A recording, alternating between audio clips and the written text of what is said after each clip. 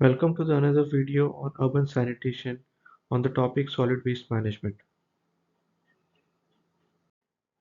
The disposal of solid waste in urban situation involves 5 Rs to implement, which are refuse, reduce, reuse, repurpose, and recycle. The different components which exemplify these steps for the plan to work to its potential are composition of municipal solid waste, participation of stakeholders, source segregation, primary collection, secondary storage, secondary transportation, processing and disposal, and problem faced by ULB during implementation phase. These are the major components of solid waste management. This shall lead a city to achieve a zero landfill status through city sanitation planning. Apart from following the city sanitation plan, following activities should be carried out: promoting the use of recycle or reuse of segregated waste, separate system for collection of waste from commercial establishment, decentralization of secondary waste collection, tracking the segregated waste at secondary storage location, setting up processing and disposal centers at zone level in municipality, and engage employees and build sustaining culture.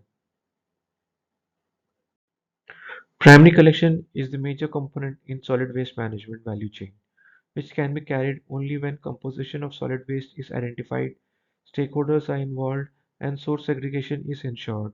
In India, as per the new solid waste management rule, the solid waste needs to be collected at doorstep. The segregation needs to be done as dry and wet waste, generally identified by the color of the bin in which it is collected. At the secondary storage, the solid waste is further classified as organic, which include organic wet waste, then recyclable dry waste, which include paper, metal, cloth, plastic, then the inorganic waste, which include inert material and rubber, and last being hazardous waste.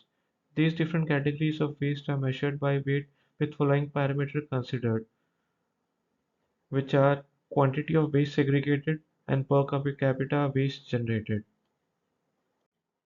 To achieve zero landfill status, the organic waste generated shall be converted appropriately for end use. This activity is carried out mainly through composting in the solid waste value chain. Composting is a promising technique shown potential in certain challenging areas like augmentation of food production, waste recycling, and management of solid waste. There are various compost methods such as compost bin, trench composting, and vermicomposting. The composting duration needs to be optimized to be fit for resale as agriculture manure, taking into consideration the land requirement and manpower.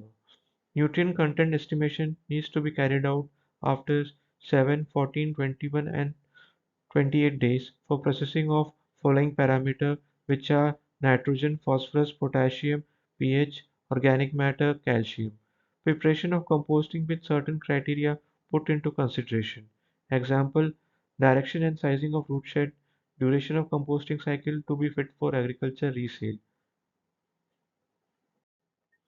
Before implementing city sanitation plan, the current scenario needs to be assessed, which include asking questions such as what are the current SWM activities being carried out, whether the contract is given to the private company or is it municipal corporation operating the system, what is the coverage in door-to-door collection, how many tractors dumping vehicles are in operation, whether separate system of collection of waste from commercial establishments such as hotel, barber shop, vegetable market, butcher shop, etc. exist.